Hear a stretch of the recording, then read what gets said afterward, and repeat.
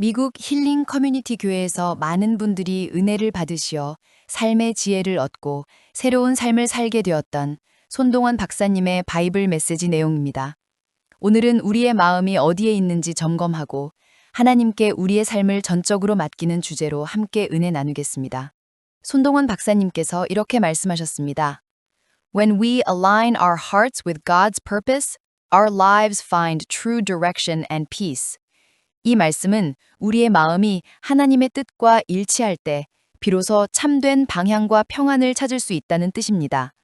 우리의 마음이 어디를 향하고 있는지, 무엇에 초점을 맞추고 있는지 점검하는 것이 중요합니다. 맞습니다. 우리의 마음이 하나님께 향하지 않고 세상 것에 얽매이면 쉽게 흔들립니다. 성경에서 마태복음 6장 21절에 내 보물이 있는 그곳에 내 마음도 있으리라 라고 하셨습니다. 이 말씀은 우리의 우선순위가 어디에 있는지를 보여줍니다. 손동원 박사님께서 말씀하셨습니다.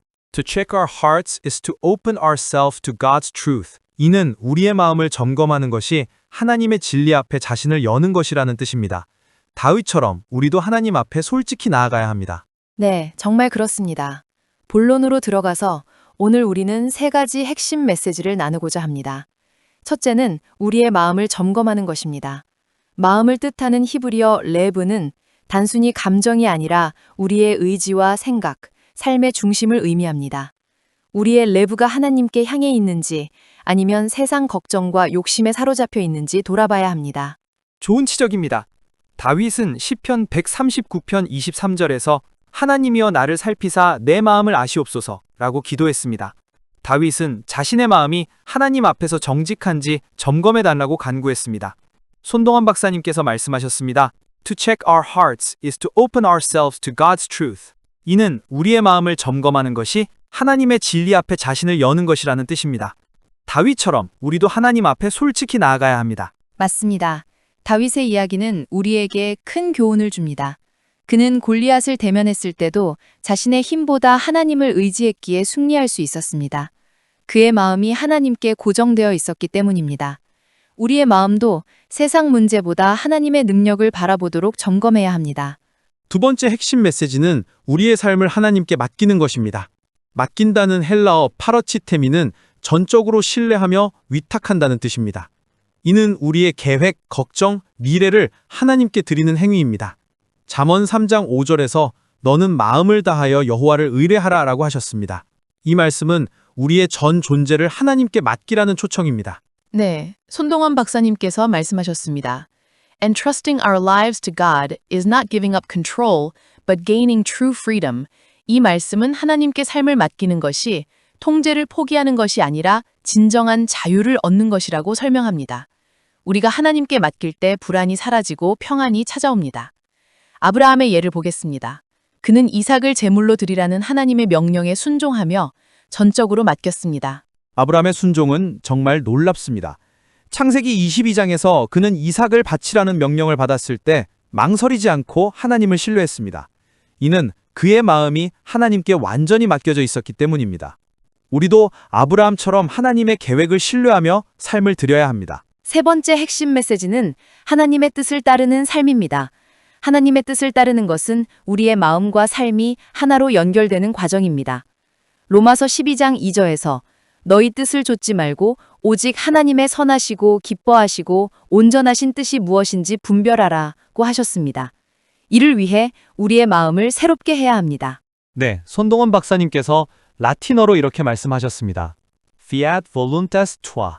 이는 당신의 뜻이 이루어지이다 라는 뜻입니다.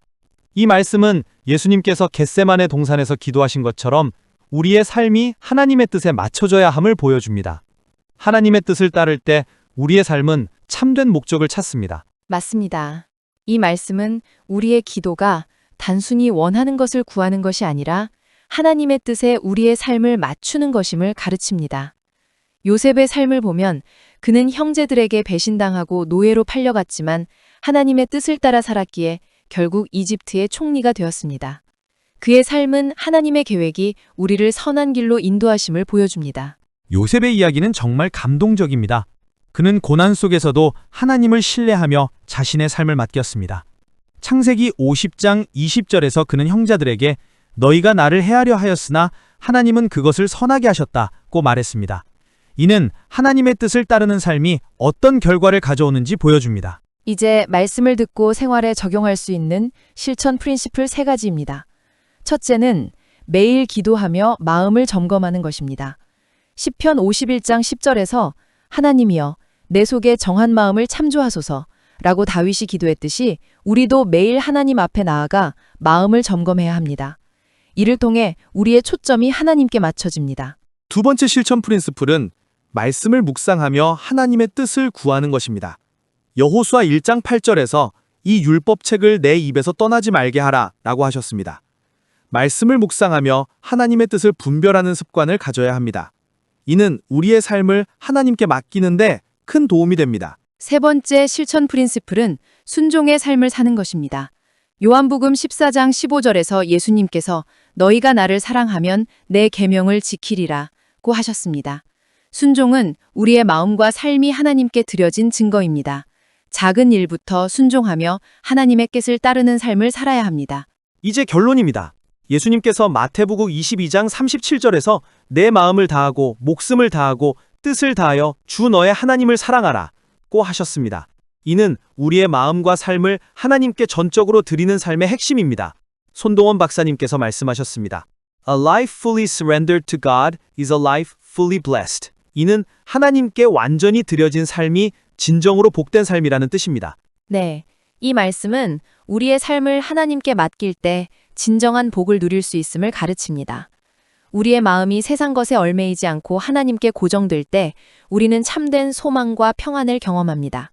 이를 위해 오늘 결단하며 하나님께 나아갑시다. 정말 귀한 시간이었습니다. 이제 기도로 마무리하겠습니다. 하나님 아버지, 우리의 마음을 점검하며 주님께 전적으로 맡기는 삶을 살게 하소서.